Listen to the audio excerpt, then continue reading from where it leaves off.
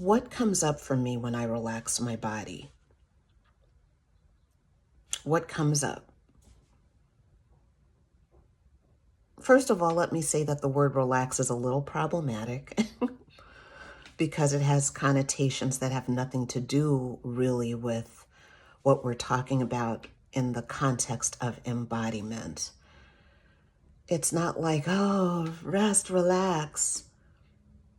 It's like, I use the phrase letting go a lot because I think that works well too, and probably a little better, because to let go means that you're doing something that you can let go from. So it captures the whole circuit. It captures the whole picture of noticing what you're doing and then responding to that physically.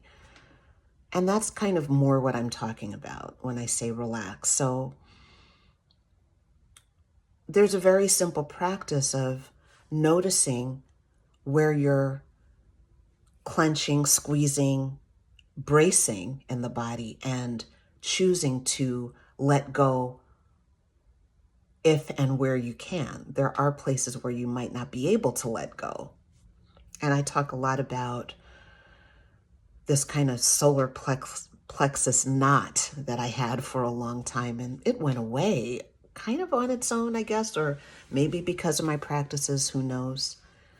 It did kind of go away on its own, but I couldn't intentionally relax that upper part of my belly under the rib cage. I couldn't do it.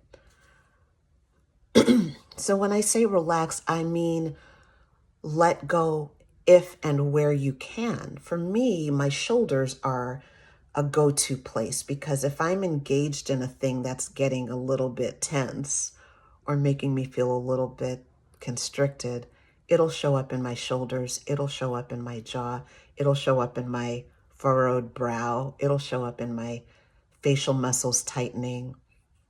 It might show up in my hands or my feet, the gripping, the bracing.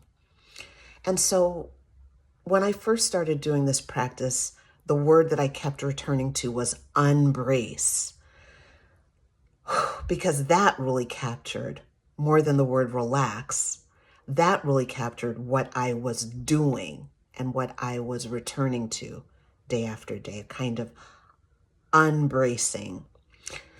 So what comes up for me in my body when I unbrace? What comes up for me when I relax? I just wanted to talk about it a little bit because there might be an idea that some people have that this practice is just, sunshine and rainbows and ooey gooey love. And sometimes it's tears.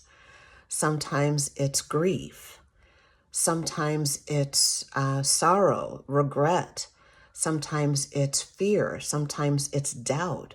Sometimes it's fatigue and frustration.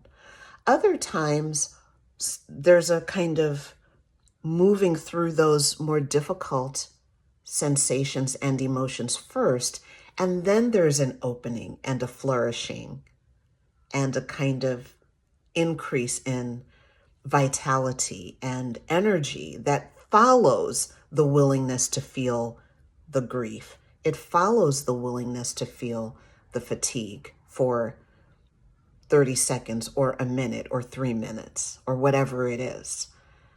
So part of the practice is to notice the physical sensations in the body and to relax and unbrace where you can.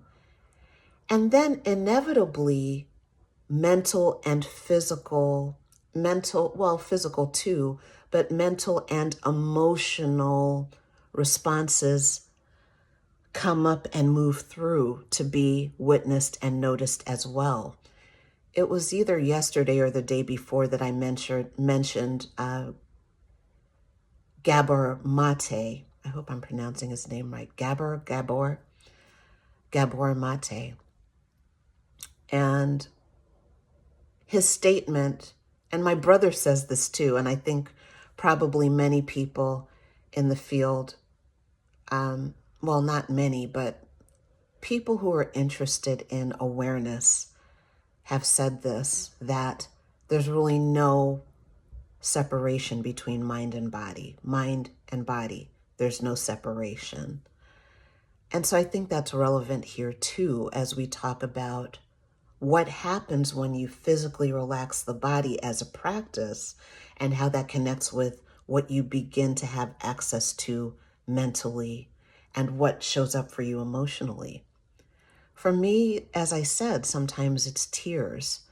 That happens quite a bit, especially when I'm moving through uncertainty intentionally, especially when I'm facing things that I'm not sure I'm good at or I'm not sure I'll be able to figure out. The tears come up pretty quickly. And it's not like a whoa, it's not like a boo-hooing, but I can feel the moistness in the corners of my eyes in times like that. And I just let myself feel that. Sometimes if it's something really intense, I might feel a drop in my belly, almost like a roller coaster feeling. That's less common, but that can sometimes happen too. So I remember a while ago, I mentioned Trauma Rewired, the podcast in one of my earlier videos.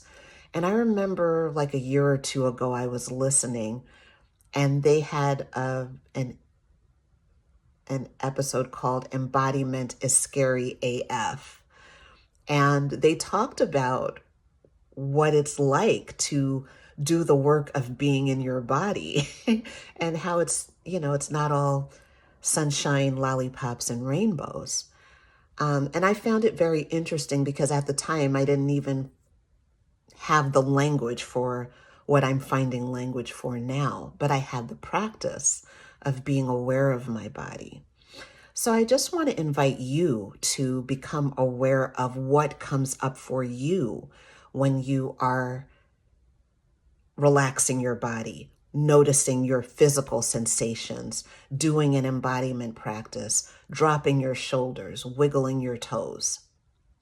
Begin to be aware of what comes up for you, what questions come up, what fears come up, what insights come up, what thoughts come up, what ideas come up that may have come up many, many times before, but they were so slippery and hard to hold on to and covered over with chatter that you forgot about them.